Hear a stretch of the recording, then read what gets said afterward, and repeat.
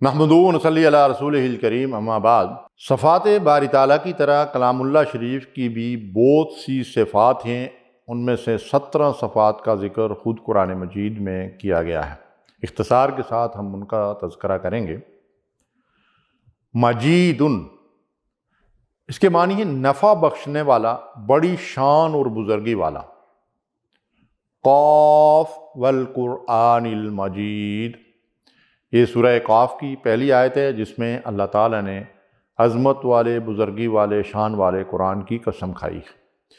کریم، بلند مرتبہ، عزت والا۔ انہ لقرآن کریم، بے شک یہ قرآن بڑی بزرگی اور شان والا ہے۔ عظیم، عظمت والا، اونچی شان والا۔ وَلَقَدْ آتَيْنَاكَ سَبْعًا مِّنَ الْمَثَانِي وَالْقُرْآنَ الْعَظِيمِ، اور ہم نے آپ کو 7 بار بار دہرائی جانے والی آیات اور قرآن عظیم عطا فرمایا ہے۔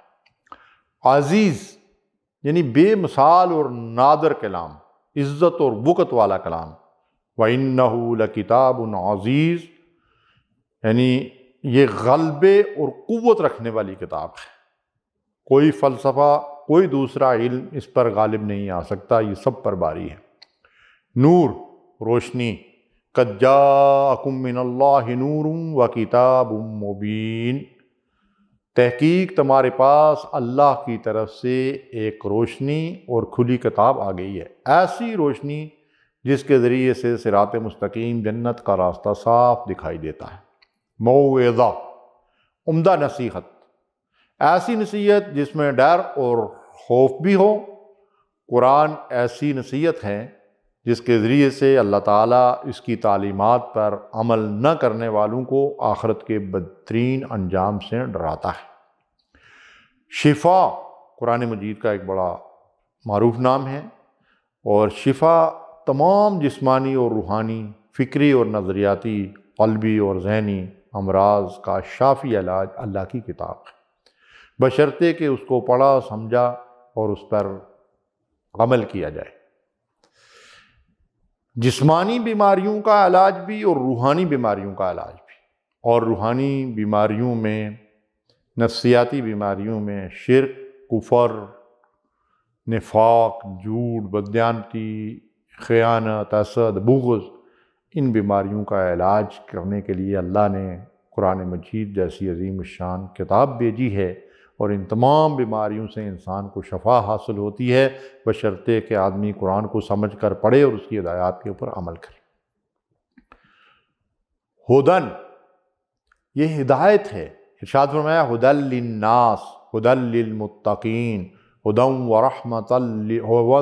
ورحمۃ للمؤمنین، یہ ہدایت ہے انسانوں کے لیے، اس سے متقین کو، تقوی والوں کو ہدایت ملتی ہے۔ یہ ہدایت اور رحمت ہے ایمان والوں کے لیے، یہ رہنمائی کرنے والی اور سیدھی راہ دکھانے والی کتاب ہے۔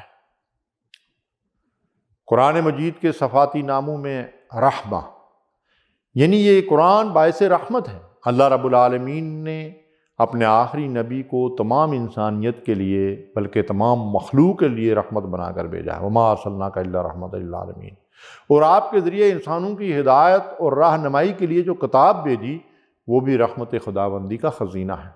اس کی تعلیمات پر عمل کرنے والے اس دنیا میں بھی رحمت الہی کے مستحق قرار پاتے ہیں، اور آخرت میں اپنے رب کے بے حد و حساب رحمتیں ان کے حصے میں آئیں گی۔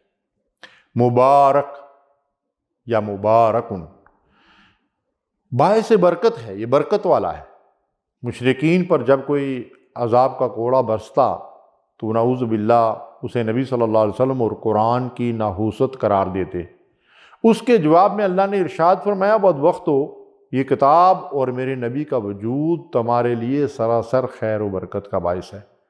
وَهَذَا كِتَابٌ أَنزَلْنَاهُ مُبَارَكٌ فَاتَّبِعُوهُ وَاتَّقُوا لَعَلَّكُمْ تُرْحَمُونَ، یہ کتاب ہے جس کو ہم نے نازل کیا ہے، مبارکن، باعث برکت ہے۔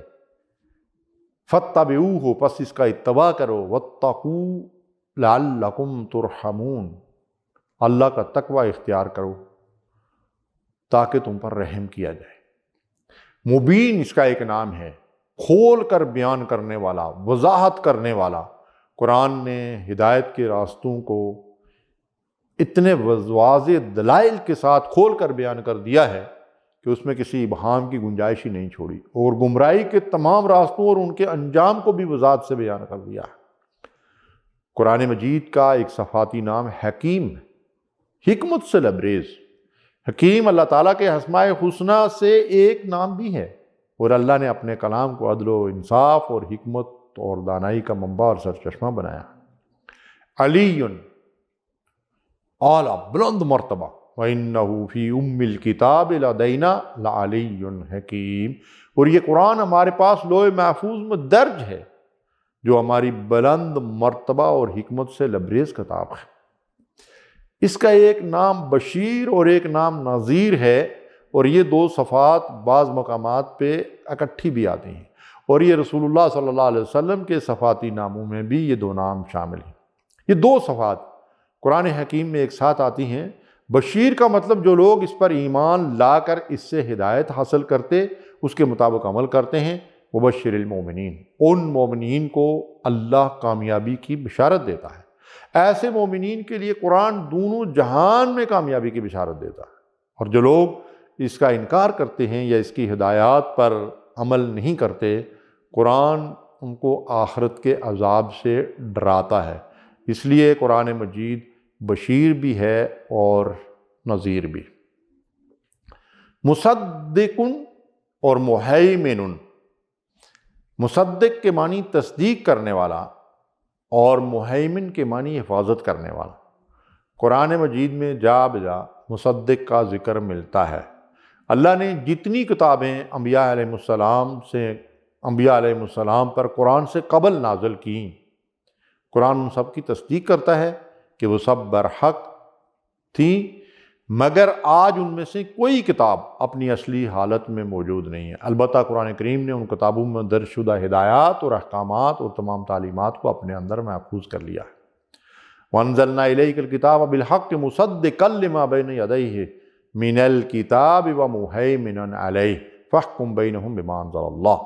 ارشاد فرمایا، ہم نے آپ کی طرف یہ کتاب حق کے ساتھ نازل کی ہے، جو اپنے سے پہلی کتابوں کی تصدیق کرنے والی اور ان کی تعلیمات کی حفاظت بھی کرنے والی ہے، لہذا تم اللہ کے نازل کردہ کتاب کے مطابق لوگوں کے فیصلے کرو۔ یعنی یہ قرآن جو ہے فیصلے کرنے والی کتاب، اس کے اندر قانون ہے، یہ زندگی کا دستور ہے۔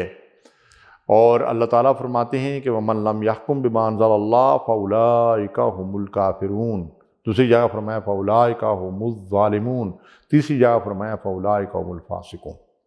جو لوگ اللہ کے نازل کردہ قانون کے مطابق فیصلے نہیں کرتے، وہ کافر ہیں، وہ ظالم ہیں، وہ فاسق ہیں۔